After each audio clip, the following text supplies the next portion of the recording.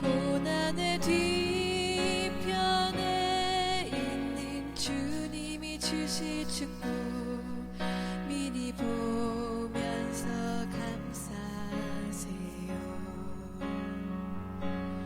너무 견디기 힘든 지금 이 순간에도 주님이 일하고 계시잖아요.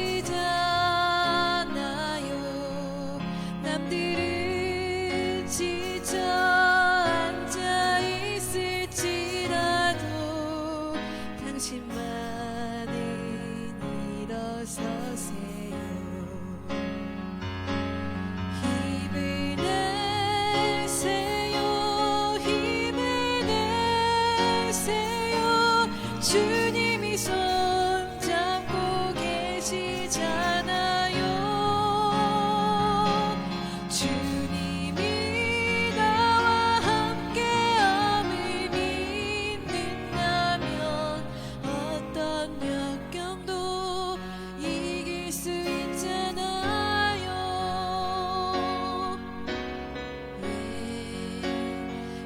이런 슬픔 찾아왔는지 원망하지 마세요.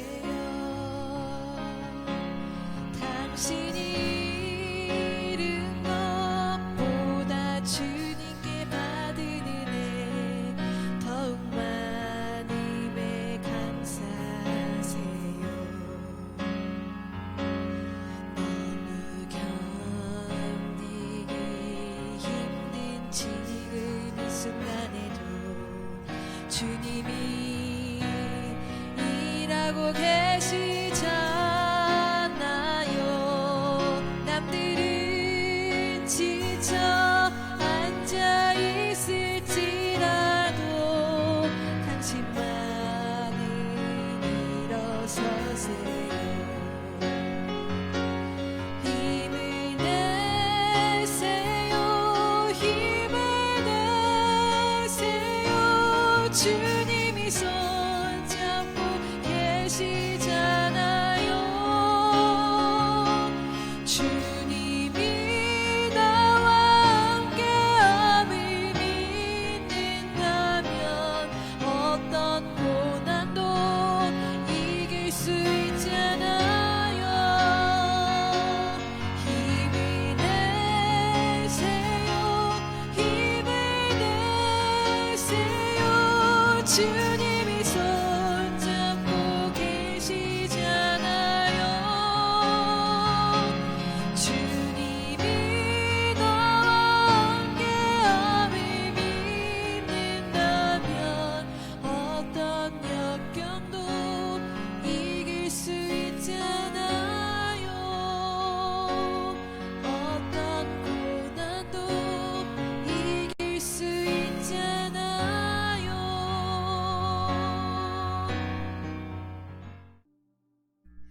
할렐루야. 저는 오늘 배우자를 볼 때 예수님을 바라보자 라는 주제로 함께 은혜의 말씀을 나누고자 합니다.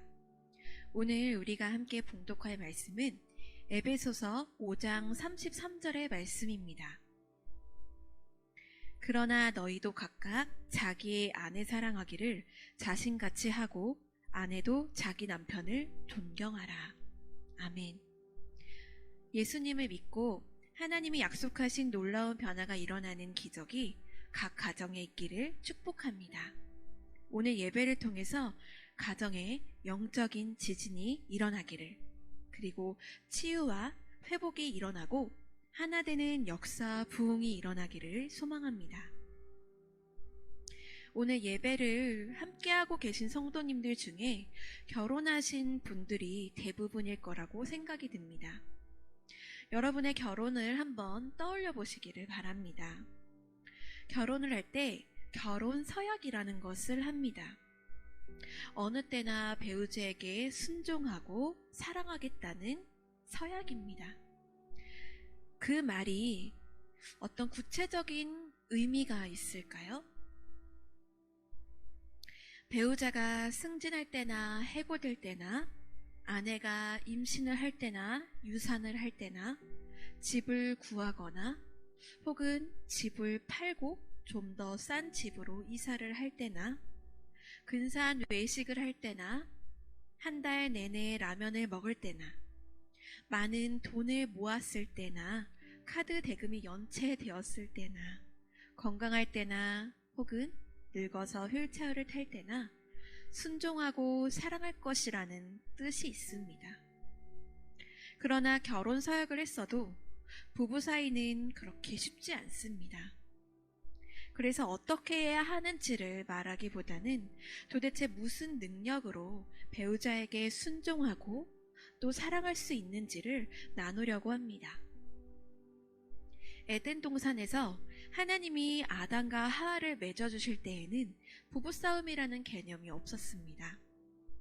에덴 동산에서 천국 같은 삶을 사는 것이 하나님의 계획이었습니다.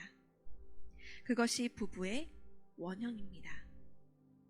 그런데 부부가 서로 싸우고 깨어지는 일은 아담과 하와가 마귀의 이야기를 듣고 선악과를 먹은 다음부터 일어났습니다.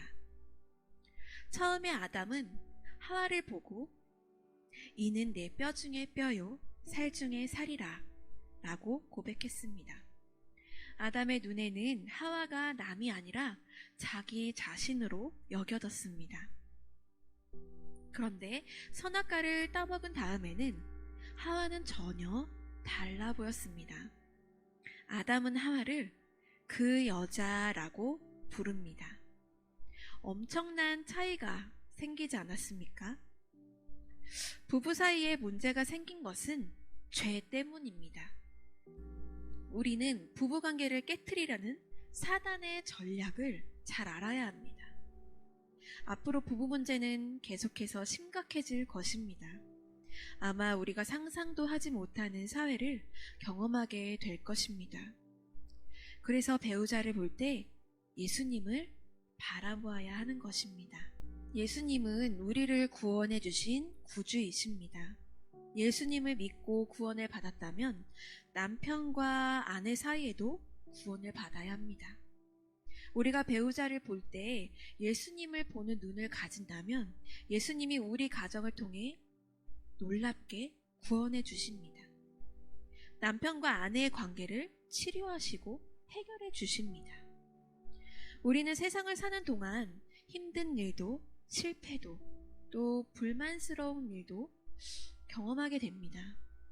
부부 생활도 마찬가지로 만족스럽지 못할 때가 참 많이 있습니다. 그러나 우리가 천국에 가는 바로 그 시간에 세상에서 겪었던 어려운 일, 실패, 낙심, 좌절, 상처가 생각이 날까요? 그렇지 않습니다. 천국에 갈 때 우리 마음이 어떨지를 생각하면 지금 부부 사이에 일어나는 일들 중에 문제될 것이 아무것도 없습니다. 예수님을 바라보고 배우자를 보면 전혀 달라 보이는 것입니다. 내 눈으로 보는 것과 예수님의 눈으로 보는 것은 완전히 다릅니다. 강영우 박사님은 14살 때 운동장에서 날아온 축구공을 맞고는 두 눈을 실명하게 됩니다. 그렇지만 이 박사님은 장애를 갖고서도 남들이 해내지 못한 엄청난 일을 했습니다.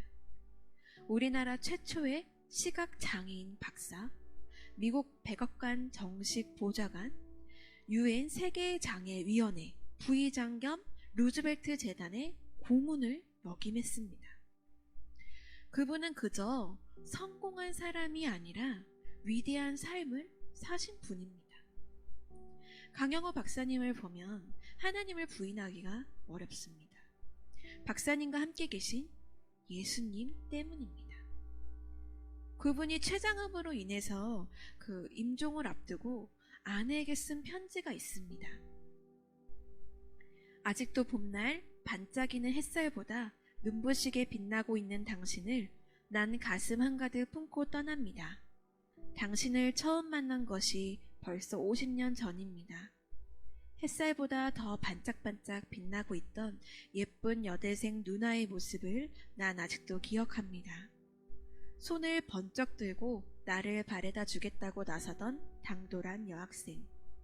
당신은 하나님이 나에게 보내주신 날개 없는 천사였습니다.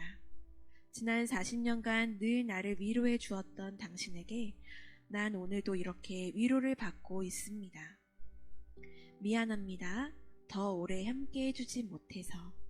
미안합니다.